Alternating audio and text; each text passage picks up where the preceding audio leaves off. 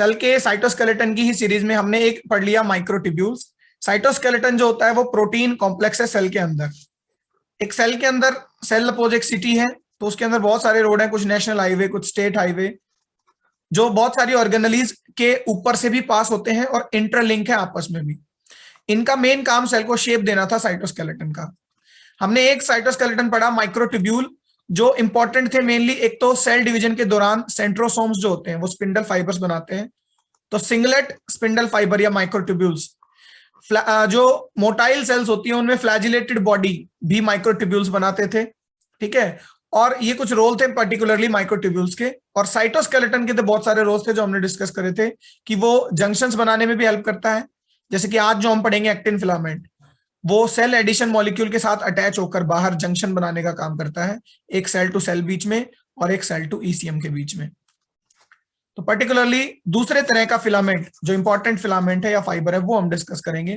तो 3 फिलामेंट थे माइक्रोट्यूब्यूल, सबसे लार्जेस्ट डायमीटर के 25 नैनोमीटर जो हम डिस्कस कर चुके हैं।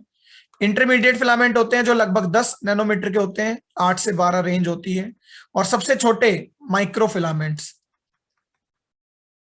माइक्रोफिलामेंट्स का जो डायमीटर होता है वो लगभग 7 नैनोमीटर का होता है। Again I am repeating the same thing कि माइक्रोट्यूब्यूल्स, इंटरमीडिएट फिलामेंट और माइक्रोफिलामेंट्स ये सारे फिलामेंट्स हैं, यानी कि ये फाइबर्स हैं, तो ये पॉलीमर्स हैं। इनकी मोनोमर यूनिट माइक्रोट्यूब्यूल की ट्यूबुलिन प्रोटीन थी।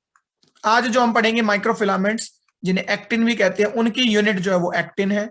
और इंटरमीडिएट के वेरियस होते हैं, जैसे डेस्मिन एक प्रोटीन है, किरेटिन एक प्रोटीन है। तो मेनली इन प्रोटीन से मिलकर इंटरमीडिएट फिलामेंट बना है।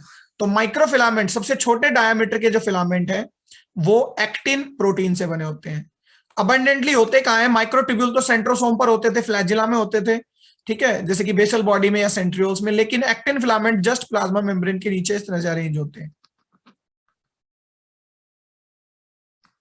माइक्रोट्यूब्यूल की तरह इनकी कोई फिक्स पोलैरिटी नहीं, हालांकि प्लस माइनस स्ट्रैंड इसमें भी होते हैं, लेकिन माइक्रोट्यूब्यूल्स में तो क्या था कि वो माइक्रोट्यूब्यूल ऑर्गेनाइजिंग सेंटर से निकलकर एक तरफ बढ़ते थे हमेशा, चाहे उनकी कोई भी लेंथ रहे, तो यूजुअली वो एक ही साइड जो है वो प्रोजेक्शन शो करते थे।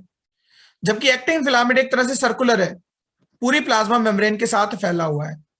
फंक्शंस तो हम पढ़ेंगे, लेकिन एक फंक्शन तो सबको पता होना चाहिए जो हम पढ़ भी चुके, कि एक्टिन फिलामेंट के साथ सेल एडिशन मॉलिक्यूल अटैच होकर बाहर जंक्शन बनाता था। फॉर एग्जांपल, जब कैडरिन अंदर एक्टिन से लिंक हो, फिर दूसरी सेल का कैडरिन जो दूसरी सेल के एक्टिन से लिंक है, ये जब आपस में अटैच होते थे तो यहां एक जंक्शन बनता था जिसे हम एडहेरेंट जंक्शन कहते थे। तो उस एडहेरेंट जंक्शन में जितना कैडरिन इंपॉर्टेंट था उतना ही एक्टिन इंपॉर्टेंट है। जिन्होंने सेल एडिशन मॉलिक्यूल पढ़ रखा उनको तो ये चीज रिलेट कर पा रहे होंगे वो सेल जंक्शन। जिन्होंने नहीं पढ़ा वो वीडियो जरूर देखे पुरानी, फिर वो रिलेट कर पाएंगे कि एक्टिन फिलामेंट का एक काम तो यही है कि बाहर दो सेल्स को जोड़ने के लिए अंदर से एक्टिन फिलामेंट का होना भी जरूरी है। तो एक्टिन फिलामेंट की मोनोमर यूनिट, सॉरी माइक्रोफिलामेंट्स की मोनोमर यूनिट एक्टिन प्रोटीन है। इसी के कारण इनको एक्टिन फिलामेंट भी कह दिया जाता है, जैसे कि माइक्रोट्यूब्यूल्स की ट्यूबुलिन थी। तो देखते हैं कि कैसे स्ट्रक्चर फॉर्म होता है एक्टिन फिलामेंट का from a single actin protein. एक सेल के साइटोप्लाज्म के अंदर बहुत सारे एक्टिन प्रोटीन होते हैं। ट्यूबुलिन जो था वो एक डायमर था, अल्फा और बीटा। देखो कोई भी प्रोटीन है उसमें अमाइनो एसिड और पेप्टाइड्स हैं। एक प्रोटीन एक सिंपल सिंगल पेप्टाइड हो सकता है, डाई पेप्टाइड हो सकता है, ट्राई पेप्टाइड हो सकता है, टेट्रा पेप्टाइड, कितने भी पेप्टाइड हो सकते हैं एक प्रोटीन में। तो ट्यूबुलिन में 2 ही पेप्टाइड थे, लेकिन एक्टिन में तो अकेला एक पेप्टाइड है, जी पेप्टाइड। तो सबसे सिंपलेस्ट जो यूनिट है माइक्रोफिलामेंट की एक्टिन प्रोटीन, वो एक मोनोमर है, केवल एक ही पेप्टाइड है, जिसे हम जी पेप्टाइड या ग्लोबुलर एक्टिन कहते हैं, या हम इसे जी एक्टिन कहते हैं। तो साइटोप्लाज्म के अंदर बहुत सारे जी एक्टिन है, ये सारे जी एक्टिन है। अभी ये माइक्रोफिलामेंट नहीं है। अब जी एक्टिन क्या करेंगे? एक जी एक्टिन, दूसरा जी एक्टिन, तीसरा जी एक्टिन, ऐसे बहुत सारे जी एक्टिन आपस में जुड़ते जाएंगे।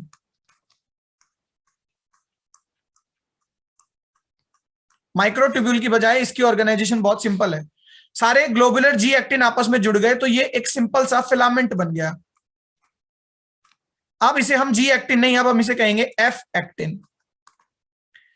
कोई फिक्स नंबर नहीं है कि 11 ग्लोबुलर डोमेन हो, 12 जी एक्टिन हो, 13 जी एक्टिन हो, तब हम उसे एफ एक्टिन कहें।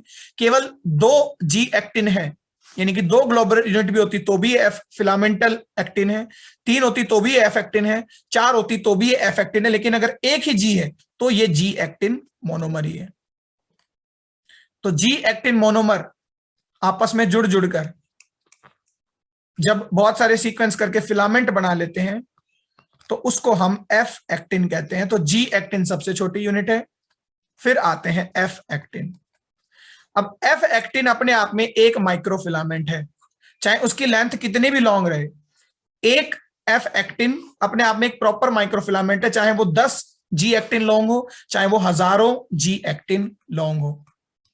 दूसरी बात, मानो ये एक फिलामेंट है, माइक्रोफिलामेंट, जिसकी डायामीटर, सिलेंडर हो गया ना, जी से जी जुड़ रहा है, जिसकी डायमीटर हार्डली 7 नैनोमीटर है। तो एक माइक्रोफिलामेंट दूसरे माइक्रोफिलामेंट से क्रिस क्रॉस करके लिंक्ड होता है। ठीक है, तो देखो एक माइक्रोफिलामेंट ये मान लीजिए जिसमें बहुत सारे जी हैं, इसका भी प्लस और माइनस एंड होता है। जिसने माइक्रोट्यूब्यूल पढ़ा उसको पता होगा प्लस माइनस एंड का क्या मतलब है। तो वहां तो प्लस और माइनस एंड का मतलब था बीटा एंड प्लस और अल्फा हेटेरोडाइमर एंड माइनस, लेकिन यहां पर एक एंड जो फास्ट ग्रोइंग है वो प्लस एंड है और जो लेस ग्रोइंग है वो माइनस एंड है। ऐसा ही कंसेप्ट माइक्रोट्यूब्यूल में भी था, लेकिन इसमें तो दोनों तरफ जी है, तो हमें कैसे पता चले कि कौन सा प्लस है कौन सा माइनस। तो नेचुरली सेल अपने आप सेलेक्ट कर सकती है जिस एक तरफ ज्यादा तेजी से ग्रोथ होती है, 10 गुना ज्यादा दूसरे एंड से, यहां 1x है तो यहां 10x है, वो अपने आप प्लस एंड बन जाता है। देखो माइक्रोट्यूब्यूल्स का प्लस और माइनस बीटा और अल्फा से डिटरमाइन होता था, अल्फा बीटा बीटा अल्फा, लेकिन यहां अपने आप डिटरमाइन होता है, कोई फिक्स नहीं है। जिसको कुदरत नेचुरल ने सेलेक्ट कर रखा है सेल ने कि ये तेजी से ग्रो करना है, वो फास्ट एंड कहलाता है। ठीक है, तो देखो एक प्रोटोफिलामेंट ये, फिर दूसरा प्रोटोफिलामेंट, इसमें हेलिकली कॉइल्ड, हालांकि हैं दोनों पैरेलल, यानी दोनों प्रोटोफिलामेंट, दोनों फिलामेंट्स के प्लस एंड एक ही तरफ है और दोनों के माइनस एंड एक ही तरफ है। तो एक माइक्रोफिलामेंट दूसरा माइक्रोफिलामेंट आपस में हेलिकली कॉइल हो गए, तब जाकर फाइनली मैच्योर या प्रॉपर एक्टिन फिलामेंट बना। हालांकि टेक्निकली हमें एक सिंगल को माइक्रोफिलामेंट नहीं कहें हम, ठीक है, हम इस डबलेट को ही माइक्रोफिलामेंट कहें, माइक्रोफिलामेंट। तो comparing it with the microtubule, microtubule में 13 प्रोटोफिलामेंट, एक प्रोटोफिलामेंट अल्फा बीटा हेटेरोडाइमर से बनता था, फिर ऐसे ही 13 प्रोटोफिलामेंट जब बनते थे तब जाकर क्या बनता था, फाइनली माइक्रोट्यूब्यूल बनता था। Summarising the things till now, हम एक्टिन फिलामेंट की बात कर रहे हैं और उसको थोड़ा कंपेयर भी करा ताकि हम रिलेट कर पाए। तो एक्टिन फिलामेंट की सिंपलेस्ट यूनिट जी एक्टिन है, जी एक्टिन जो साइटोप्लाज्म में फ्रीली है। फिर जी एक्टिन असेंबल होकर, बहुत सारे जी एक्टिन आपस में असेंबल होकर एक फिलामेंट लाइक स्ट्रक्चर बनाते हैं जिसका प्लस एंड है और माइनस एंड है। हालांकि दोनों एंड्स पर जी एक्टिन ही है, लेकिन अपने आप जो तेज ग्रो करता है उसको हम कहते हैं कि वो फास्ट ग्रोइंग एंड है।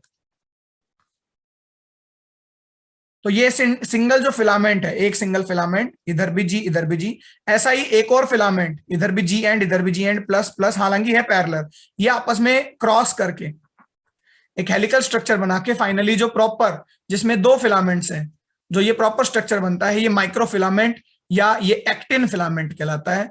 तो एक्टिन फिलामेंट बाई मतलब जिसमें 2 यूनिट है, ये अपने ही जैसे एक्टिन फिलामेंट से भी लिंक हो सकता है, और चाहे तो ये सेल एडिशन मॉलिक्यूल से भी लिंक हो सकता है, और ये कार्गो प्रोटीन्स से भी लिंक हो सकता है, और ये कैल्शियम आयंस से भी लिंक हो सकता है, ये मोटर प्रोटीन्स से भी लिंक हो सकता है। तो हर एक जगह ये सारी चीजें हम आगे पढ़ेंगे, जिन जिन से भी ये लिंक होगा उन्हीं के अकॉर्डिंग ये अलग अलग तरह के फंक्शंस भी परफॉर्म करेगा। सेल डिवीजन में स्पिंडल फाइबर बनाने में कोई रोल नहीं है एक्टिन का, वहां माइक्रोट्यूब्यूल्स का रोल था। मोटाइल बॉडीज, सीलिया या फ्लैजिला बनाने में एक्टिन का कोई रोल नहीं है, वहां भी माइक्रोट्यूब्यूल्स का रोल था। लेकिन मोबिलिटी जरूर देता है एक्टिन भी, कुछ जैसे सूडोपोडिया जो अमीबा के होते हैं, उन प्रोजेक्शंस को बनाने में एक्टिन रिस्पॉन्सिबल है। एंडोसाइटोसिस के दौरान ऐसे पिंचिंग होती है मेम्ब्रेन की, जिसमें जो है मॉलिक्यूल आता है, या एक्सोसाइटों से जब बाहर जाता है मॉलिक्यूल तब भी मेम्ब्रेन की पिंचिंग होती है बाहर की तरफ, वो भी एक्टिन मीडिएटेड होती है। और सबसे मेन काम एक्टिन फिलामेंट का है मसल कॉन्ट्रैक्शन में। So till now we have discussed just the basic structure of the actin protein की जी एक्टिन से शुरू होकर फिर एफ एक्टिन, जी एक्टिन से ही एफ एक्टिन बनते हैं जब जी एक्टिन जुड़ते जाते हैं सीक्वेंस में। Filamentous actin is a one unit, another filamentous actin is the another unit, वो फिर आपस में कॉइल होकर proper microfilament of 7 nanometre diameter जो है वो फॉर्म करते हैं। तो इंडिविजुअली जो जी एक्टिन प्रोटीन है साइटोप्लाज्म का, वो लगभग nearly 43 to 45 kilo dalton weight का होता है। ग्लोबुलर है, बिल्कुल इस तरह से एक सिंपल सा एक मोनोमर है। बीइंग अ मोनोमर, इसकी खासियत यह है कि यह भी न्यूक्लियोटाइड से बाइंड करता है। आपको याद हो तो ट्यूबुलिन की अल्फा और बीटा दोनों ही यूनिट जीटीपी से बाइंड करती थी, तो न्यूक्लियोटाइड था वहां पर जीटीपी। हालांकि अल्फा यूनिट जीटीपी को हाइड्रोलाइज नहीं कर सकती थी, लेकिन बीटा हाइड्रोलाइज कर सकती थी। सिमिलरली एक्टिन की जी प्रोटीन, जी एक्टिन जो है, जो सबसे बेसिक यूनिट है इसको बनाने वाला, वो एटीपी से बाइंड कर सकता है। तो एटीपी बाइंडिंग है साइट इसके पास, ये उसको हाइड्रोलाइज भी कर सकता है। एटीपी को ये भी हाइड्रोलाइज कर सकते हैं जैसे जीटीपी को हाइड्रोलाइज कर सकते थे। जी एक्टिन एटीपी से तो बाइंड कर सकता है, साथ ही साथ बीइंग अ एटीपीएज, ये एटीपीएज एक तरह का ये प्रोटीन या ये एंजाइम है, प्रोटीन तो हम इसको बार बार बोल ही रहे हैं, ये एक एंजाइम की तरह भी बिहेव करता है। और आप जानते हैं एंजाइम या प्रोटीन्स के को फैक्टर भी होते हैं। वो प्रोटीन जिसको कोई को फैक्टर नहीं चाहिए वो बिल्कुल सिंपल प्रोटीन है, और वो प्रोटीन जिसको काम करने के लिए को फैक्टर चाहिए वो कॉन्जुगेटेड प्रोटीन है। तो ये कॉन्जुगेटेड प्रोटीन है जिसका को फैक्टर मैग्नीशियम आयंस है, तो ये मैग्नीशियम आयन भी रखते हैं अपने पास, मैग्नीशियम आयन से भी बाइंड करते हैं। तो अकेला जी एक्टिन है जो एक लगभग 43 किलो डाल्टन वेट का एक प्रोटीन है, वो मैग्नीशियम से भी बाइंड करता है और एटीपी से भी बाइंड करता है। एक और इंपॉर्टेंट बात इसके बारे में कि मोस्ट अबंडेंट इंट्रासेलुलर प्रोटीन है ये, most abundant intracellular protein in all eukaryotic cell, चाहे वो प्लांट हो चाहे वो एनिमल्स हो।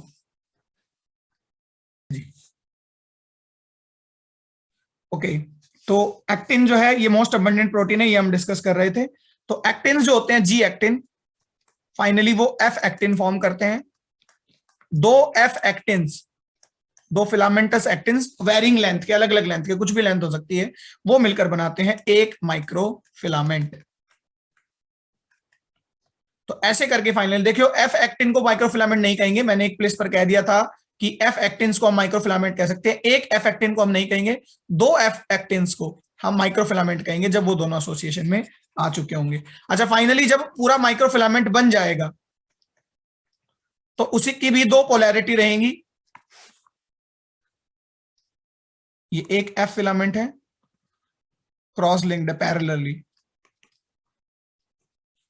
तो एक माइक्रोफिलामेंट में प्लस एंड का मतलब है वो फास्ट ग्रोइंग है, वो ज्यादा तेजी से ग्रो करता है, सेम माइक्रोट्यूब्यूल वाला कंसेप्ट है। माइनस एंड का मतलब है स्लो ग्रोइंग, लगभग 10 गुना ज्यादा फास्ट ग्रोइंग एंड पर जल्दी जी एक्ट। अब देखो ग्रोइंग करने का मतलब यहां तक लास्ट जी है तो आगे भी जी जुड़ेंगे, G actin. Usually minus and से घटते हैं जी एक्टिन, जुड़ भी सकते हैं, और ज्यादातर जो प्रेफरेंस रहती है हटने की प्रेफरेंस वो माइनस एंड से रहती है, क्योंकि ये भी डायनामिक होता है। देखो सारे ही साइटोस्केलेटन डायनामिक है, अगर माइक्रोट्यूब्यूल केवल बढ़ते ही रहते तो भी सेल का काम नहीं चलता। सेंट्रोसोम में सेल डिवीजन के दौरान क्रोमोसोम्स को बांधने के लिए धीरे धीरे बढ़कर आते हैं स्पिंडल फाइबर्स, माइक्रोट्यूब्यूल्स ऐसे बढ़ते हुए आते हैं। जब सिस्टर क्रोमेटिड्स को खींचकर वापस ले जाते हैं तो ये घटने भी लगते हैं। तो बढ़ना भी जरूरी है और घटना भी जरूरी है, यानी डायनामिक इंस्टेबिलिटी होती है। तो दोनों चीजों में घटने की प्रेफरेंस लो एंड से होती है, माइनस एंड से, बढ़ने की प्लस एंड से। इसमें टेक्निकली प्लस एंड को बार्ब्ड एंड कहते हैं और माइनस एंड को पॉइंटेड एंड कहते हैं। प्लस एंड को बार्ब्ड एंड कहते हैं या पॉलीमराइजिंग एंड कहते हैं, और माइनस एंड को जो है पॉइंटेड एंड कहते हैं, जहां से वो घटते हैं। अब पॉलीमराइजेशन अगर होगा, लेंथ बढ़ेगी, यानी और जी एक्टिन आकर बाइंड करेंगे, तो वही कंसेप्ट माइक्रोट्यूब्यूल वाला कि प्रोटोफिलामेंट में, माइक्रोट्यूब्यूल में प्रोटोफिलामेंट में जब अल्फा बीटा हेटेरोडायमर फॉर्म आती थी तो हमेशा जीटीपी बाउंड फॉर्म आती थी। कि जीटीपी बाउंड फॉर्म यहां आएगी जिस पर जीटीपी बाउंड है, फिर यहां आने के बाद जीटीपी का हाइड्रोलिसिस होगा। जीटीपी बाउंड तो ऑलरेडी हेटेरोडायमर से साइटोप्लाज्म में ही, लेकिन उसका हाइड्रोलिसिस आने के बाद ही होता था। हाइड्रोलिसिस होते ही जीटीपी बनता था, ये जीडीपी, और यहां से फिर हटने शुरू हो जाते थे। तो सिमिलरली जी एक्टिन भी जब आकर जुड़ता है तो जी एक्टिन के साथ ऑलरेडी एटीपी अटैच है और मैग्नीशियम भी अटैच है। तो वो सारा जी एक्टिन जो साइटोप्लाज्म में है वो तभी आकर यहां ऐड हो सकता है प्लस पर जब उसमें एटीपी बाइंड हो। अगर जी एक्टिन जो हाइड्रोलाइज है ऑलरेडी, यानी जिस पर एडीपी है ना कि एटीपी, वो आकर यहां नहीं जुड़ सकता। Again I am repeating the concept, same microtubules की तरह यहां भी जीटीपी बाउंड जी एक्टिन आएंगे, नॉट जीटीपी सॉरी एटीपी। यहां भी एटीपी बाउंड जी एक्टिन आकर इसका नए का हिस्सा बनेंगे। जो जी एक्टिन एडीपी से बाइंड है, ऑलरेडी हाइड्रोलाइज्ड है, वो उसका हिस्सा नहीं बन सकते। तो ये भी एक कंसेप्ट है, सेम लाइक दी माइक्रोट्यूब्यूल्स। देखिए पॉलीमराइजेशन कैसे होता है, जैसे माइक्रोट्यूब्यूल्स भी पॉलीमर्स बनाते थे ऑफ कोर्स, वही 3 स्टेज यहां पर है। पॉलीमराइजेशन के लिए वही न्यूक्लिएशन जरूरी है, एलोंगेशन जरूरी है, और फिर स्टेडी स्टेट अचीव करना भी जरूरी है। नहीं तो केवल एलोंगेशन ही होता रहता तो सेल को तो पेनिट्रेट करके बाहर ही आ जाते, अनलिमिटेडली बढ़ते रहते। तो याद दिला दूं, माइक्रोट्यूब्यूल्स में पहले अल्फा बीटा जब जुड़ जाते हैं तो हमेशा, इसको उल्टा लिख दिया मैंने, बीटा को ऊपर दिखाएंगे, तो प्लस एंड की तरफ नए हेटेरोडायमर आकर फॉर्मेशन करते रहते थे। तो वहां न्यूक्लिएशन को कंट्रोल माइक्रोट्यूब्यूल ऑर्गेनाइजिंग सेंटर करता था, क्योंकि वो माइनस एंड को कैप कर लेता था। इस कारण होता क्या था कि एक ही डायरेक्शन में बढ़ता रहता था माइक्रोट्यूब्यूल, कभी भी दोनों डायरेक्शन में नहीं बढ़ता था। यहां पर ऐसी कोई कैपिंग नहीं है, इसमें दोनों डायरेक्शन में एक्टिन फिलामेंट बढ़ सकता है, लेकिन फिर भी प्रिफरेबली एक ही तरफ से आना पसंद करते हैं। एक तरफ से तो बहुत धीरे स्पीड से, दूसरी तरफ से प्लस एंड से 10 गुना ज्यादा तेजी से। तो न्यूक्लिएशन में देखो क्या होता है, एक ट्रायमर बनता है, ट्रायमर, और जनरली ओलिगोमर भी लिख देते हैं, क्योंकि कभी कभी 3 भी और 4 भी, यानी ना तो 3 फिक्स है नंबर, ना ही 4 फिक्स है, तो हम ओलिगोमर लिखते हैं कि oligomer of G actin form. देखो जी एक्टिन एक प्रोटीन है, जब एक प्रोटीन दूसरे प्रोटीन से अटैच होगा तो वो पेप्टाइड बॉन्ड से या साइड चेन से, यानी नॉन कोवेलेंट बॉन्डिंग से या कोवेलेंट बॉन्डिंग, किसी भी तरह की बॉन्डिंग से वो लिंक हो सकता है। तो एक जी एक्टिन, दूसरा जी एक्टिन और तीसरा जी एक्टिन, यूजुअली एक ट्रायमर बनता है। ये जी एक्टिन न्यूक्लियस कहलाता है। इसकी पोलैरिटी फिक्स कर लेते हैं, एक प्लस और एक माइनस। ठीक है, यहां कोई रेट लिमिटिंग स्टेप नहीं है। नेचुरली ग्रोविंग बहुत स्लो है, naturally growing is too slow. तो बस अपने आप में रेट लिमिटिंग स्टेप की इसको बहुत तेजी से ना बढ़ने देने का कारण खुद नेचुरल ग्रोविंग ही है, कि अगर इसको एक्सटर्नल प्रोटीन नहीं मिले जो इसको मदद करें, वहां तो देखो एमटीओसी थे, माइक्रोट्यूबुल ऑर्गेनाइजिंग सेंटर, इसलिए वो एक तरफ से तेजी से बढ़ता जा रहा था, दूसरी तरफ से ब्लॉक हो गया था। लेकिन एक्टिन फिलामेंट को अगर पॉलीमर बनाने हैं तो इसकी नेचुरल ग्रोविंग जो वो स्लो है, तो इसको मदद चाहिए, हेल्प ऑफ सम प्रोटीन्स। तेजी से ग्रो करने के लिए इसको कुछ प्रोटीन्स की मदद चाहिएगी। अभी उनके बारे में हम बात करेंगे। उससे पहले मैं आपको बता दूं कि सिंपल सा स्टेप है कि न्यूक्लिएशन का मतलब है कि ट्रायमर यानी न्यूक्लियस बन गया, ओलिगोमर ऑफ जी एक्टिन। अब होना है एलोंगेशन, कुछ प्रोटीन्स इसको मदद कर देंगे। तो एलोंगेशन कैसे होगा कि आइए भाई जी एक्टिन आइए, ध्यान रहे जी एक्टिन एटीपी से बाइंड हो, एक और जी एक्टिन आइए भाई जो एटीपी से बाइंड हो, तो यहां प्लस एंड पर आकर जी एक्टिन्स जुड़ते रहेंगे। अगर अनलिमिटेडली ऐसे जुड़ते ही रहते तो फिर तो एक लिमिट से ज्यादा ये हमेशा ग्रो ही करता रहता। तो ध्यान रहे जो भी सबसे लेटेस्ट जब से ताजा आता है उसका हाइड्रोलिसिस भी होता है। हाइड्रोलिसिस होने के बाद ये धीरे धीरे अनकैप भी होते रहते हैं। अब डिटरमाइन करेगा रेट।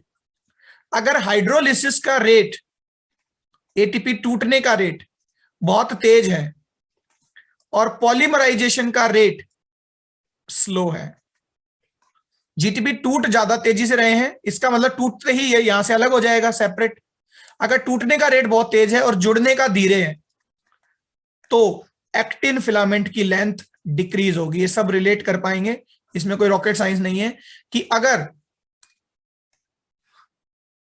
हाइड्रोलिसिस का रेट यानी एटीपी टूटने का रेट ज्यादा फास्ट है तो, और पॉलीमराइजेशन स्लो है, तो ये डिक्रीज होने लगेगा। हाँ, अगर हाइड्रोलिसिस का रेट स्लो है और पॉलीमराइजेशन फास्ट है, तो फिर ये इंक्रीज भी होगा कि पॉलीमराइजेशन ज्यादा हो रहा है जबकि टूट कम रहे हैं जीटीपी। तो अगर ATP, sorry not GTP, ATP अगर कम टूटेगा तो ऑफकोर्स वो जुड़ा ही रहेगा, और पॉलीमराइजेशन ऑलरेडी बहुत फास्ट है तो लेंथ इंक्रीज होती जाएगी। तो ये एक सिंपल सा कंसेप्ट है कि न्यूक्लिएशन में एक ट्रायमर बना, फिर एलोंगेशन में नए न्यू जी एक्टिन्स ऐड, और स्टेडी स्टेट तब आ जाएगी जब जितने नए जुड़ रहे हैं जी एक्टिन उतने ही धीरे धीरे हटते भी रहे, चाहे वो हाइड्रोलिसिस से हटते रहे, चाहे वो अपने आप पीछे से हटते रहे माइनस एंड से। तो स्टेडी स्टेट का मतलब when number of addition is equal to number of removal. Removal को श्रिंकिंग भी कहते हैं। तो 3 फैक्टर्स में पॉलीमराइजेशन होती है, न्यूक्लिएशन, ट्रायमर बनना, एलोंगेशन और जी एक्टिन आ जाना, और स्टेडी स्टेट जब ये सारे बराबर हो जाएं, ये कहलाता है polymerisation. So as I have told you earlier कि एलोंगेशन में कुछ प्रोटीन्स मदद कर सकते हैं, क्योंकि देखो पॉलीमराइजेशन का सीधा सा मतलब है कि लेंथ इंक्रीज हो रही है, और पॉलीमराइजेशन का एक्चुअल मतलब ये नहीं है कि लेंथ इंक्रीज हो रही है, इसका इन लिटरली रियल मीनिंग ये है कि बन कैसे रहा है एक्टिन फिलामेंट। अकेला जी एक्टिन तो एक्टिन फिलामेंट है नहीं, जी एक्टिन पहले एफ फिलामेंट बन रहा है, एफ फिलामेंट क्रॉस हो रहे हैं आपस में, तब जाकर वो माइक्रो फिलामेंट बन पा रहे हैं। तो कुछ प्रोटीन्स होते हैं जो मदद करते हैं, जिन्हें हम एक्टिन न्यूक्लिएटिंग प्रोटीन्स कहते हैं।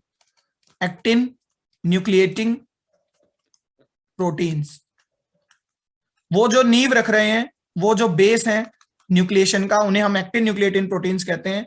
2 क्लास के ये प्रोटीन होते हैं। एक क्लास है actin related protein class, actin related proteins. काम दोनों का एक ही है, एलोंगेशन में मदद करना या न्यूक्लिएशन या पॉलीमराइजेशन में मदद करना। एक्टिन रिलेटेड प्रोटीन क्लास 2/3, इसे ARP2/3 कहते हैं। और एक और क्लास होती है फॉर्मिन्स। दोनों ही क्लासेस का काम क्या, क्लास का काम क्या है, एक्टिन न्यूक्लिएटिंग प्रोटीन से, तो ये न्यूक्लिएशन करेंगे। और जब एक बार न्यूक्लिएशन होता रहेगा जी एक्टिन्स का, जो फ्री है साइटोप्लाज्म में, उनको कोई गाइडेंस नहीं दे रहा था, उनको अपनी पावर याद दिला रहे हैं एक्टिन न्यूक्लिएटिंग प्रोटीन्स। तो जैसे जैसे वो न्यूक्लिएशन करते रहेंगे, ट्रायमर ऐसे बनेगा, तो हर एक उस ट्रायमर में यही प्रोटीन जुड़कर उसका एलोंगेशन यानी और नए जी एटीपीज को बुलाएंगे, या तो बुलाएंगे या कुछ इतने सेक्रीफाइसिंग होते हैं कि खुद जाकर उनको बाइंड कर कर लेकर आएंगे कि आइए और बाइंड कीजिए, और बाइंड करके क्या कीजिए कि हमारे पॉलीमर उसको एक्टिन फिलामेंट को पॉलीमराइज कीजिए। तो 2 class of the proteins, the actin related protein ARP2/3, ये बहुत इंपॉर्टेंट है, ध्यान रखिएगा। और फॉर्मिन्स, ये एक्टिन न्यूक्लिएटिंग प्रोटीन है, इनका मेन काम क्या है, न्यूक्लिएशन या एलोंगेशन या पॉलीमराइजेशन में हेल्प करना। एक्टिन न्यूक्लिएटिंग प्रोटीन्स की हम बात कर रहे थे। एक्टिन न्यूक्लिएटिंग प्रोटीन्स जो न्यूक्लिएशन में मेनली हेल्प करते हैं या पॉलीमराइजेशन में हेल्प करते हैं। न्यूक्लिएशन करेंगे, एलोंगेशन करेंगे और पॉलीमराइजेशन करेंगे।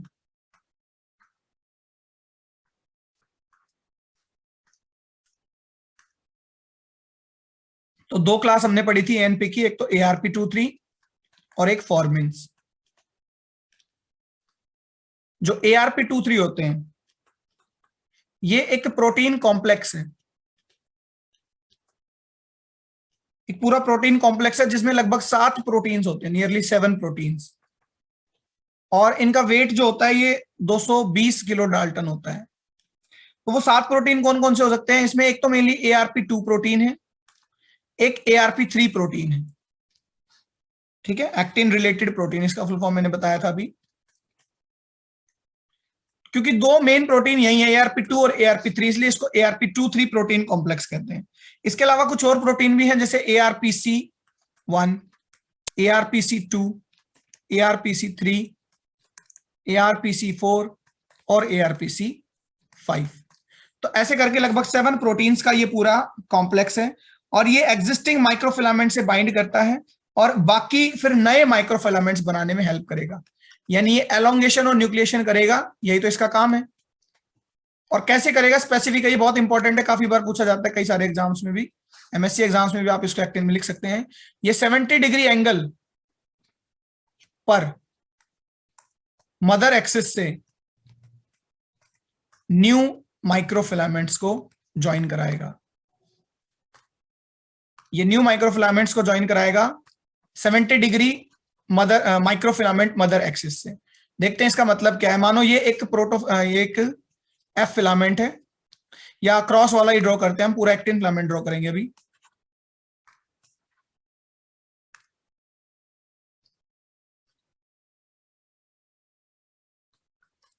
दोनों का प्लस प्लस माइनस एंड। मानो यहां कर ARP23 ने बाइंड कर लिया, यहां पर ARP23 कॉम्प्लेक्स, ARP23 कॉम्प्लेक्स। तो लगभग 70 डिग्री, देखो किधर भी एक्सिस ले लो, इधर 70 ले लो एक्सिस, चाहे इधर 70 ले लो, ये 90 डिग्री है। तो 70 डिग्री एंगल पर ये नए माइक्रोफिलामेंट्स का न्यूक्लिएशन कराएगा। कैसे कराएगा? यहां पर G actin G actin G actin, ये ट्राइमर बना दिया, ये न्यूक्लिएशन हो गया। ट्राइमर बना दिया तो अब एलोंगेशन कराएगा। यहां से एक ब्रांच निकल गई, न्यूक्लिएशन हो गया, एलोंगेशन हो गया, ये एक ब्रांच निकल गई। मानो फिर यहां पर ARP23 बाइंड हो गया, ठीक है, फिर यहां से एक ब्रांच निकल गई, यहां ARP23 बाइंड हो गया, यहां से एक ब्रांच निकल गई। अच्छा, ये पूरा ब्रांचिंग जो वो डबलेट में ही बनाएगा, नहीं पूरा एक एक्टिन फिलामेंट निकल गया यहां से। तो इस तरह से इसको और एलोंगेट या ब्रांच्ड करने का काम एक्टिन फिलामेंट्स को करते हैं ARP23 protein complexes. This is the one type of the actin nucleating protein which is important for the nucleation as well as the elongation process.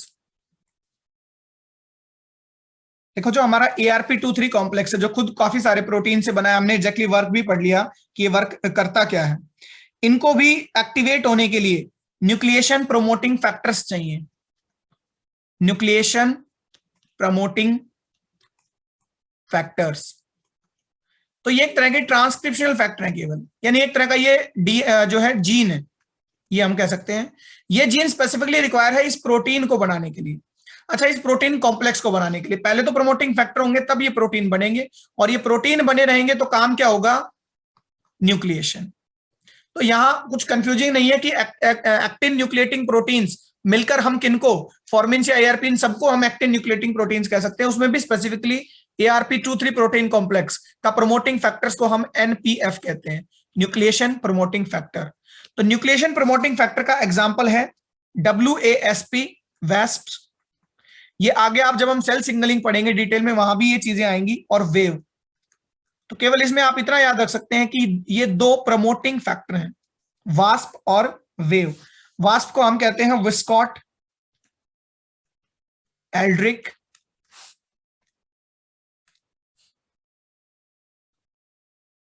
Syndrome protein,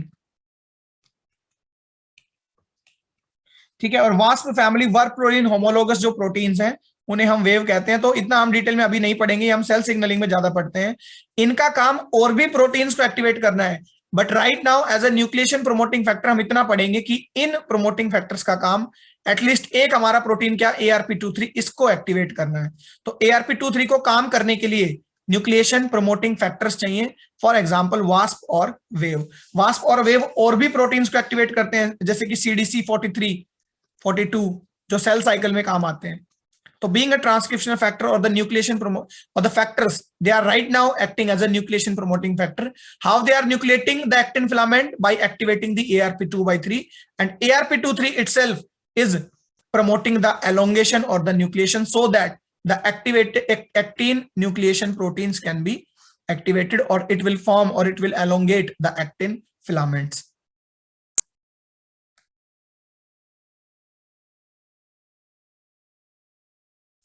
एक और तरह के एक्टिन न्यूक्लिएटिंग प्रोटीन्स ARP के अलावा होते हैं फॉर्मिन्स। फॉर्मिन्स जो है वो मल्टी डोमेन प्रोटीन है, उनकी कई डोमेन होती है, खासकर 2 डोमेन होती है। डोमेन का मतलब बाइंडिंग साइट्स। फॉर्मिन की जो मल्टी डोमेन है, एक तो FH1 फॉर्मिन होमोलॉगी 1, ये एक डोमेन है इस प्रोटीन की। दूसरी डोमेन होती है FH2, ऑफ कोर्स फॉर्मिन होमोलॉगी 2, दोबारा से लिखने की जरूरत नहीं है। तो फॉर्मिन होमोलॉगी 1 डोमेन जो है फॉर्मिन्स प्रोटीन्स की, फॉर्मिन एक प्रोटीन है जिसकी डोमेन 2 है, वो क्या करती है? जी एक्टिन से बाइंड करती है। अब जी एक्टिन क्या था, याद करो, साइटोप्लाज्म में जी एक्टिन सबसे छोटी यूनिट थी, G actin G actin G actin जुड़कर एफ एक्टिन बनाते थे, तो इससे बाइंड कर लेगा आकर FH1। ठीक है, यहां पर FH1 है, FH1 जैसे ही बाइंड करेगा ये अपने एक दोस्त प्रोफिलिन को भी बुला लेगा, प्रोफिलिन। देखो प्रोफिलिन क्या अलग से करेगा, FH1 फॉर्मिन मदद कर रहा है प्रोफिलिन को बुलाने में, और उसमें भी कौन सा फॉर्मिन, FH1 डोमेन जो है फॉर्मिन का।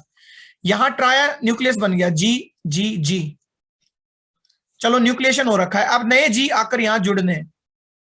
जो नए जी आकर जुड़ेंगे याद रखिए वो हमेशा ATP बाइंडेड होंगे, ये मैं काफी बार बता चुका हूं। तो नए जी को लेकर आने का काम तो प्रोफिलिन करता है। एक प्रोटीन निकल कर आ गया अलग से, ARP हम पढ़ चुके, फॉर्मिन हम पढ़ रहे हैं, प्रोफिलिन एक और निकल के आ गया, ये क्या करता है, ट्रांसपोर्ट ऑफ जी एक्टिन, और कौन से जी एक्टिन, जो ATP से बाइंडेड है ऑलरेडी, उनको लेकर आता है, transport of G actin towards plus end of G actin trimer nucleus. Technically एक एक शब्द इस डेफिनेशन का आप समझे कि प्रोफिलिन एक ट्रांसपोर्टर है, एक रोडवेज व्हीकल एक तरह से हम कह सकते हैं, या कोई ट्रांसपोर्टर है जो लेकर आ रहा है जी एक्टिन को, दिशा दिखा रहा है कि आप आओ और यहां जुड़ो। जब कोई दिशा दिखाएगा जी ATP को तो ऑफकोर्स वो मदद कर रहा है इन पॉलीमराइजेशन। अच्छा, ये मदद कर रहा है तो इस मदद करने वाले को ला कौन रहा है, इसको ला रहा है FH1, और FH1 क्या है, फॉर्मिन होमोलॉगी 1। तो देखो सब कुछ इनडायरेक्टली आपस में डिपेंड है, FH1 नहीं होगा तो प्रोफिलिन नहीं आएगा, प्रोफिलिन नहीं आएगा तो यहां इस तरफ ये नहीं आएंगे, ये नहीं आएंगे तो एलोंगेशन प्रमोट नहीं होगा। अब ये क्रिटिकल स्टेप नहीं है कि भाई जी एक्टिन का आना सिर्फ प्रोफिलिन पर ही डिपेंड करता है, नो, और भी प्रोटीन है जो जी एक्टिन को बुला सकते हैं, लेकिन ये चाहकर साथ ही साथ प्रमोशन कर रहा है, तो हम इसको एक तरह से डायनेमिसिटी में ही पढ़ रहे हैं कि जहां पॉलीमराइजेशन होता है उसमें प्रमोट करने वाले फैक्टर एक्टिन न्यूक्लिएटिंग प्रोटीन्स, उसमें फॉर्मिन भी मदद कर सकता है, ARP भी मदद करता है, आपने देखा था ARP साइड में ब्रांचेस निकालता है, बट फॉर्मिन उसी को एलोंगेट करता है। ठीक है, अब हम बात करते हैं FH2 की, कि FH2 क्या करेगा, FH2 ऑलरेडी F एक्टिन से बाइंड करेगा उसके प्लस एंड पर। ध्यान रखो कितना फर्क है, बहुत फर्क है, FH1 फ्री जी एक्टिन से बाइंड करता है जो साइटोप्लाज्म में है, जबकि FH2 मानो ये ट्रायमर बन चुका तो ये हम कहलाएगा F एक्टिन। F एक्टिन पर FH2 बाइंड करता है, जबकि FH1 फ्री जी एक्टिन पर बाइंड कर रहा था, तो बाइंड विद F एक्टिन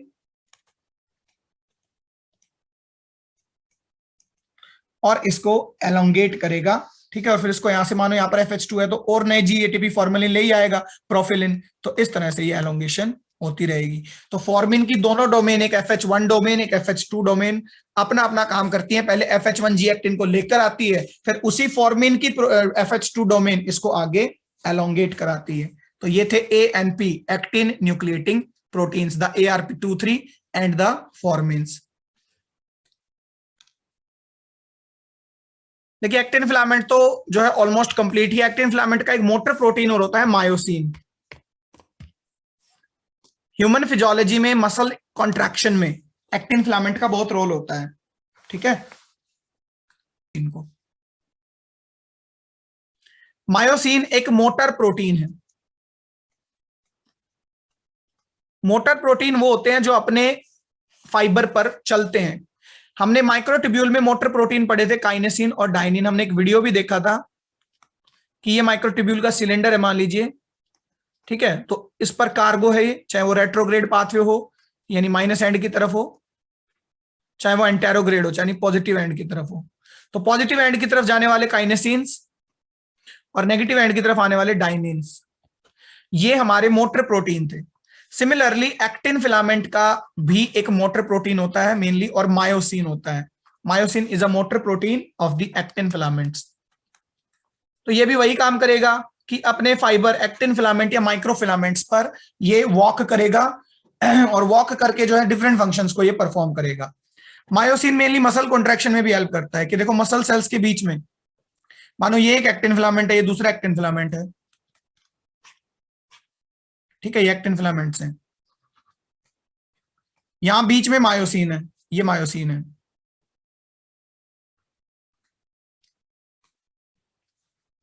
तो मायोसिन क्या करते हैं, इस तरह से दोनों तरफ से जुड़े हुए हैं, इनकी बायोपोलर डोमेन होती है, ऐसे दो विंग्स निकले होते हैं, एक इधर माइक्रो, एक इस पर अटैच है, एक इस पर अटैच है, सिमिलरली इधर भी। ऑलवेज जो मायोसिन है वो पॉजिटिव एंड डायरेक्टेड होते हैं, काइनेसिन्स की तरह। मानो ये इनके पॉजिटिव एंड्स। जैसे ही कॉन्ट्रैक्शन होता है, देखो जब तक कॉन्ट्रैक्शन नहीं था नॉर्मल शेप में थी एक्टिन, जो ये आपके फिलामेंट्स हैं ये नॉर्मल शेप में थे।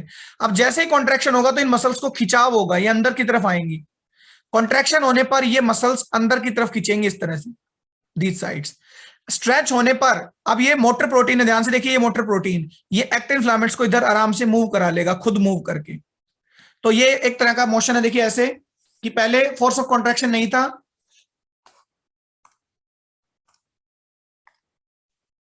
मैं पिन करता हूं myself, then I will proceed. पहले मसल्स ऐसे थी, स्ट्रेच नहीं थी बिल्कुल भी, ठीक है। ये है मसल्स, इनके बीच में जो है मायोसिन प्रोटीन है। जैसे ही मसल स्ट्रेच होती है अंदर, ऐसे ऐसे स्ट्रेचिंग होती है अंदर की तरफ, तो उस स्ट्रेचिंग को रेगुलेट करने के लिए जो बीच में मायोसिन है वो अपनी तरफ मसल्स को खींचता है पॉजिटिव एंड की तरफ। अच्छा, दो फिलामेंट एक साथ खींचता है, क्योंकि एक्टिन फिलामेंट मेन कॉन्स्टिट्यूएंट्स होते हैं मसल सेल्स का, एक्टिन फिलामेंट बहुत हाई अमाउंट में वहां होता है। अब एक एक्टिन का फिलामेंट है, देखिए फिलामेंट भी जो है, ये फिलामेंट ये स्टेबलाइज कर दिया जाता है दोनों एंड से, यानी इस पर जो है घटना और बढ़ना नहीं पॉसिबल। दूसरा, यहां से कुछ टूट ना जाए, यहां से कोई और एंजाइम बाइंड ना कर जाए, तो यहां भी कोटिंग कर ली जाती है, अभी मैं बताऊंगा इन कोटिंग के बारे में भी। तो बहुत एक स्पेशलाइज मैकेनिज्म है कि कोटिंग भी कर ली प्रोटीन्स ने, एंड भी कवर कर लिए, और मोटर प्रोटीन्स ने उनको जोड़ भी लिया आपस में। तो बिल्कुल जब स्ट्रेचिंग होती है तो ये मायोसिन जो मोटर प्रोटीन है ये उसको रेगुलेट करता है। तो राइट नाउ जो हम मायोसिन डिस्कस कर रहे हैं उसके बारे में मैंने आपको बताया कि ये एक मोटर प्रोटीन है जिसके दोनों विंग्स, दोनों तरफ ये दो एक्टिन फिलामेंट से लिंक रहता है, और ये मसल कॉन्ट्रैक्शन में मेनली हेल्प करता है, ये भी हम जानते हैं। तो ऑफ कोर्स जो मोटर प्रोटीन है ये ज्यादा पाया जाएगा मसल सेल्स में। मसल सेल्स में सबसे पहले ये डिस्कवर किया गया था, और वो भी मायोसिन 2 टाइप। जो डिस्कवर किया गया था उसे हम मायोसिन 2 कहते हैं, और भी मायोसिन से लगभग 14 टाइप के मायोसिन होते हैं, जिसमें से मायोसिन 2 मसल सेल्स में पाया जाता है। पाए तो और भी जाएंगे सॉरी मसल सेल्स में, लेकिन मायोसिन 2 जो है वो उनके कॉन्ट्रैक्शन में इन्वॉल्व है, बाकी तरह के मायोसिन्स कॉन्ट्रैक्शन में इन्वॉल्व नहीं है। बाकी तरह के मायोसिन्स क्या करेंगे, मायोसिन 2 तो कॉन्ट्रैक्शन में इन्वॉल्व है, बाकी ट्रांसपोर्ट में, एंडोसाइटोसिस में, एक्सोसाइटोसिस में, जंक्शंस बनाने में, कार्गो ट्रांसपोर्ट में, वो मैं ऑलरेडी लिख चुका हूं ट्रांसपोर्ट। तो इस तरह के फंक्शंस में हेल्प करेंगे। Specifically myosin 2 will help in the organisation of the muscle और the contractions of the muscle. हमेशा प्लस एंड डायरेक्टेड प्रोटीन है, ये प्लस एंड की तरफ ही मूव करेगा, जैसे कि काइनेसिन मूव करता था, कि ये मानो प्रोटोफिलाम, ये फिलामेंट है, ठीक है, ये दूसरा फिलामेंट है, ये आपस में कॉइल है, प्लस एंड, तो हमेशा इधर लेकर जाएगा चीजों को, माइनस एंड से प्लस एंड की तरफ। स्ट्रक्चर की मैं बात करूं तो मेनली ये एक डायामर है, इसमें दो आइडेंटिकल यूनिट्स होते हैं, ये एक यूनिट है, ठीक है, और इसमें कुछ ऐसा ये हेड है, बिल्कुल टर्मिनल पोजीशन हेड है, ये नेक कहलाती है, नेक। यहां दो लाइट चेन है, लाइट चेन्स, अब चेन्स का मतलब अमाइनो एसिड की चेन है, और ये हैवी चेन है पीछे, ये एक मोनोमर। अब दूसरा मोनोमर, ये आपस में कॉइल्ड है अल्फा हेलिकली। दूसरा मोनोमर भी सेम ऐसा, ये हेड है, पीछे नेक है, और उस पर दो लाइट चेन है। तो इसमें देखो एक टोटली इसको कहें तो ऑलिगोमर कह सकते हैं, क्योंकि लगभग 6 यूनिट हो गए। 6 यूनिट क्या कि दो तो हैवी यूनिट है और आइडेंटिकल हैवी यूनिट्स हैं, ये पीछे वाली बिल्कुल आइडेंटिकल है। 4 इसमें लाइट चेन है, ध्यान से देख लीजिए, 2 इधर है लाइट चेन और 2 इधर है, और ये नॉन आइडेंटिकल है, ये अलग अलग होती है। मायोसिन का स्ट्रक्चर है, हमने काइनेसिन और डायनिन के भी स्ट्रक्चर पढ़े थे अगर आपको याद हो। काइनेसिन और डायनिन में भी क्या होता था, एक इस तरफ से मोटर हेड पार्ट थे जो माइक्रोट्यूब्यूल्स पर रन करते थे, पीछे टेल होती थी, और ये सारा स्टॉक होता था। जस्ट टू रिमाइंड यू, ये काइनेसिन का स्ट्रक्चर था। सिमिलरली यहाँ मायोसिन जो इसका मोटर प्रोटीन है एक्टिन का, उसका भी अपना एक स्ट्रक्चर है। ये एक साइड तो एक एक्टिन फिलामेंट से लिंक करेगा और दूसरी साइड दूसरे एक्टिन फिलामेंट से, जो कि मैंने डायग्राम बनाया भी था। और पॉजिटिव एंड डायरेक्टेड, हमेशा पॉजिटिव एंड की तरफ ये बढ़ेगा। तो यहां हेड जो है, हेड बाइंड करता है किससे? एक तो माइक्रोफिलामेंट से, माइक्रोफिलामेंट से। दूसरी चीज, हेड एटीपी से भी बाइंड करता है, यानी चलने के लिए एक्टिव ट्रांसपोर्ट जरूरी है, एनर्जी होगी तभी ये आगे चल पाएगा। ये बीइंग अ मोटर प्रोटीन ये आगे चलेगा। जैसे काइनेसिन या डाइनिन चलते थे, वो भी एटीपी से बाइंड करते थे, तो यहां भी एटीपी बाइंडिंग साइट भी होगी। तो हेड पर दो चीजें हैं, एक्टिन बाइंडिंग साइट भी है, एक्टिन फिलामेंट से जो बाइंड करेगी, और हेड पर ही एटीपी बाइंडिंग साइट भी है। तो myosin 2 being a protein, this is the structure of the myosin, it is a main motor protein of the actin filament, which is essentially required in the muscle contraction along with the roles of the calcium ions that you should study in the human physiology also. देखिए, अगर इसको treat कर दें पूरे myosin को, ये structure मैंने already बनाया हुआ है, इसको एक प्रोटीज एंजाइम, प्रोटीन को तोड़ने वाले एंजाइम ट्रिप्सिन से ट्रीट कर दें, तो मायोसिन दो टुकड़ों में टूट जाता है।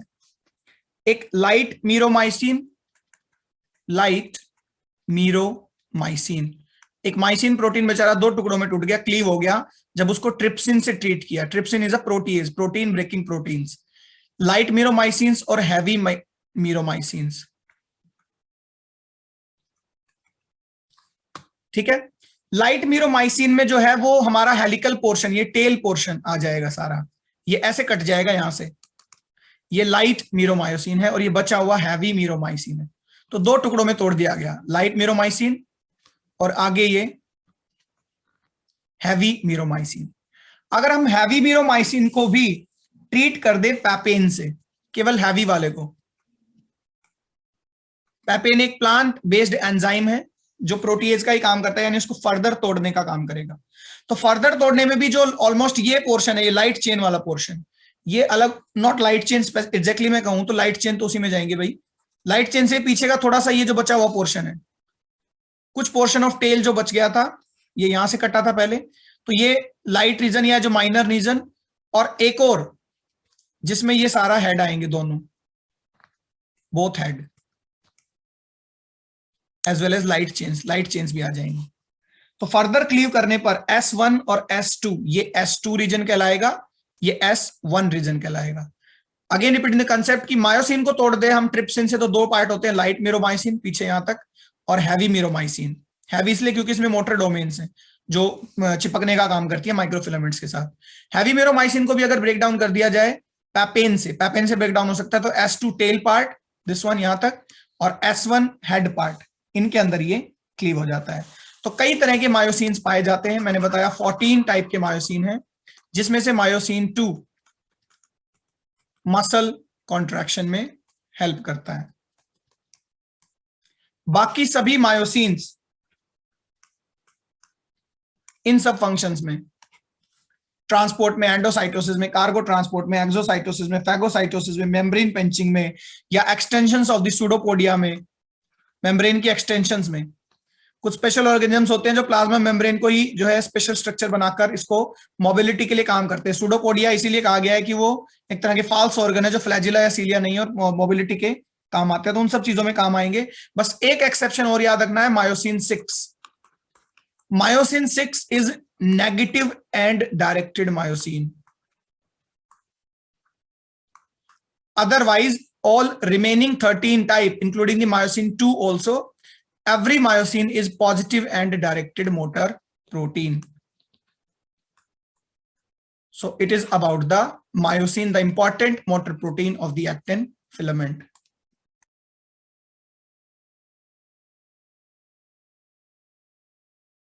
Now we will summarize some more proteins about the actin जो actin पर काम करते हैं। एक प्रोटीन होता है ARP23, हम पढ़ चुके हैं, इसका रोल आपको पता है, ये पॉलीमराइज करता है और ब्रांचेस बनाता है। एक प्रोटीन है प्रोफिलिन, ये भी हम पढ़ चुके हैं, प्रोफिलिन। फॉर्मिन का जो डोमेन 1 होता था, प्रोफिलिन को रिक्रूट कर लाता था, तो ये जी एक्टिन को ट्रांसपोर्ट कराते हैं प्लस एंड की तरफ, जहां फॉर्मिन टू नॉट फॉर्मेलिन, फॉर्मिन टू जहां एलोंगेशन का काम करेगा। एक होती है cap ji protein, cap ji protein plus and को कैप कर लेगी तो नए उनको नहीं आने देगी, किनको, नए जी एक्टिन को। मानो ये एक माइक्रोफिलामेंट है, इधर ये प्लस एंड है, प्लस एंड पर कैप जी ने कैपिंग कर दी, कैपिंग हो जाने के बाद माइनस एंड पर तो कोई कैपिंग नहीं है, तो यहां से टूटते तो रहेंगे जी एक्टिन, अलग होते रहेंगे G actin, unit G actin है। आई होप अब तो कोई कंफ्यूजन नहीं होगा पूरा वीडियो देखने के बाद। कैप जी ने अगर प्लस एंड ब्लॉक कर दिया तो नए जी एक्टिन नहीं आ पाएंगे चाहकर भी। अब वो नहीं आ पाएंगे तो कैप जी कैप कर रहा है प्लस एंड को और डिक्रीज कर रहा है लेंथ ऑफ माइक्रोफिलामेंट को। कैप जी एक सीधा सा रोल, कैप कर लिया प्लस एंड को। ट्रोपोमोडुलिन माइनस एंड को ब्लॉक करता है। वैसे तो दोनों एंड, देखो यहां बीच में मैं ट्रेडमिलिंग भी बता दूं, हमने वहां जिक्र नहीं किया। ट्रेडमिलिंग हमने माइक्रोट्यूब्यूल में भी पढ़ी थी, जैसे ट्रेडमिलिंग मशीन होती है, एक मॉलिक्यूल यहां तो फिर ये पोजीशन चेंज करते रहते हैं, ट्रेडमिलिंग। तो ट्रेडमिलिंग इसमें भी होती है, इधर जी इधर जी, नए जी जुड़ रहे हैं और पुराने जी हट भी रहे हैं। तो जब बराबर नंबर के जी जुड़े, equal number of G will add and equal number of G will remove. तो सेम माइक्रोट्यूब्यूल की तरह ये स्टेडी स्टेट एक तरह की, 5 नए जी एक्टिन जुड़े तो 5 नए पुराने जी एक्टिन हट भी गए।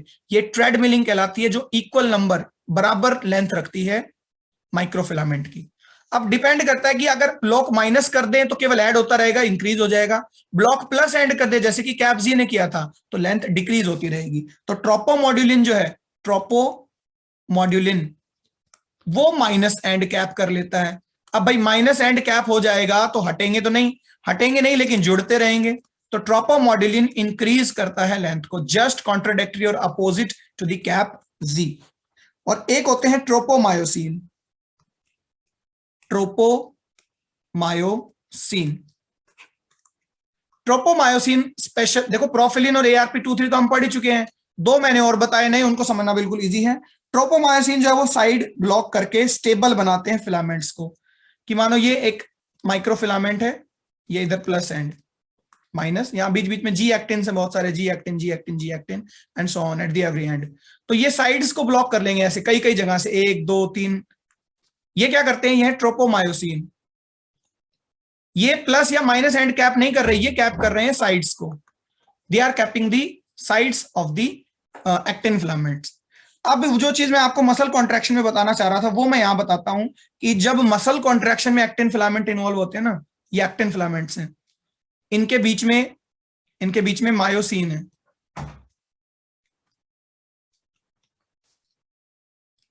मायोसिन, तो ये वाले स्पेशल एक्टिन फिलामेंट, देखो पहली बात तो डायमर होंगे, ये एक्टिन फिलामेंट्स हैं ऐसे, ठीक है, और प्लस एंड डायरेक्टेड है तो इधर ये प्लस है, माइनस है, माइनस प्लस प्लस माइनस। अब इन एक्टिन फिलामेंट्स पर क्या करा जाता है, इन एक्टिन फिलामेंट्स पर 3 प्रोटीन की कोटिंग होती है। एक तो कैप जेड हर प्लस पर जुड़ जाएगा, कैप जेड, मैं एक से ही दिखा देता हूं ताकि आप कंफ्यूज ना हो। ये मसल सेल्स का एक्टिन फिलामेंट है, प्लस एंड पर कैप जेड जुड़ गया, इसका मतलब ये बढ़ नहीं सकता। माइनस एंड पर ट्रोपोमोडुलिन जुड़ गया, इसका मतलब ये घट भी नहीं सकता। देखो मसल सेल्स वाले एक्टिन फिलामेंट्स में क्या होता है, ट्रोपोमोडुलिन जुड़ जाता है, माइनस पर घट भी नहीं सकता, कैप जेड प्लस पर जुड़ गया, बढ़ भी नहीं सकता, स्टेबल हो गया। और साइड से कोई अटैक ना हो तो ट्रोपोमायोसिन भी जुड़ जाता है। तो मसल कॉन्ट्रैक्शन के दौरान 3 protein, cap Z, tropomodulin and tropomyosin, ये ब्लॉक कर लेते हैं और फिर अपना काम करते हैं कौन, myosins, the motor proteins. So that is how the actin filament works with the help of these kind of the proteins and the other proteins, several other proteins that we have also discussed. So very quickly we will discuss the functions of the actin filament. Actin filament हम पढ़ चुके हैं, cell junctions में help करते हैं, यानी cell को addition देते हैं। कैडरिन हो गया, इंटीग्रिन हो गया, सब एक्टिन से बाइंड करते थे, हमने वहां भी पढ़ा था। सेल को मूवमेंट भी देते हैं, जैसे प्लेटलेट्स ही हैं, वो ब्लड टिश्यू में जो है कैरी होते हैं ईसीएम के साथ, कि अंदर जंक्शन बना रहा है कोई मॉलिक्यूल एक्टिन से, मतलब एक्टिन से जुड़ा हुआ है, बाहर वो ईसीएम से जुड़ा हुआ है, तो मूवमेंट देने के लिए भी एक्टिन फिलामेंट जब अपना, ये हम सेल एडिशन मॉलिक्यूल में भी डिस्कस कर चुके हैं, जब एक्टिन फिलामेंट अंदर से अपना पोस्चर चेंज करता है तब वो सेल एक जगह से दूसरी जगह पर बाहर ईसीएम में होल्ड है, वो मूव करती रहती है। तो सेल के मूवमेंट में हेल्प करता है, सेल को शेप देता है, शेप तो देगा ही देगा, structural integrity just plasma membrane के नीचे है, मोबिलिटी देता है, साइक्लोसिस करता है, प्लाज्मा जो साइटोप्लाज्म है वो भी मूव करते रहते हैं एक्टिन फिलामेंट की वजह से। एंडोसाइटोसिस में हेल्प करता है, प्रोट्रूजन्स बनाता है मेम्ब्रेन में, मेम्ब्रेन में ऐसी थोड़ी ना पिंचिंग हो जाएगी, जब हमने एंडोसाइटोसिस पढ़ा था तब भी मैंने बताया था एक्टिन मीडिएटेड है, ठीक है। जीटीपीएज एंजाइम जो होते हैं वो एक्टिन को डिस्टर्ब करके या स्ट्रक्चर चेंज करके तभी पिंचिंग कर पाते हैं। एक्सोसाइटोसिस में भी हेल्प करता है। इसके मोटर प्रोटीन काइनेसिन या डायनेसिन जो थे माइक्रोट्यूब्यूल के, उसी की तरह इसके भी मोटर प्रोटीन मायोसिन कार्गोज से बाइंड करते हैं कि सेल में मानो ये एक्टिन फिलामेंट है, कार्गो ऊपर है, नीचे मोटर प्रोटीन है, इस पर चलता रहेगा बाहर की तरफ, ठीक है। तो जो इंट्रासेलुलर ट्रांसपोर्ट है उसमें भी हेल्प करते हैं, सेल के लोकोमोशन में भी हेल्प करते हैं, जो मैं ऑलरेडी बता चुका हूं मूवमेंट में। और ये सब एग्जांपल देखे भी जाते हैं, जैसे अमीबा में ही देख सकते हैं जो सूडोपोडिया बनते हैं, ठीक है। तो इस तरह की जो स्ट्रक्चर बनती हैं वो एक्टिन फिलामेंट्स की वजह से ही बनती हैं। और साइटोकाइनेसिस में, सेल डिवीजन में माइक्रोट्यूब्यूल फॉर्मेशन नहीं, वो स्पिंडल फाइबर अलग चीज है, वो माइक्रोट्यूब्यूल है। साइटोकाइनेसिस के दौरान जब एक्चुअल सेल डिवीजन होता है, जब साइटोप्लाज्म का डिवीजन होता है, वहां भी ये डिफरेंट बॉडीज फॉर्म करते हैं एक्टिन फिलामेंट, और सेल डिवीजन के अंदर जो ये फाइनली हेल्प करते हैं। So these are some important functions. The most important are the cell shape and the cell junctions as well as the which we have also left with the main function, so muscle contraction. These are the important functions of the actin filament, so it is all about the actin.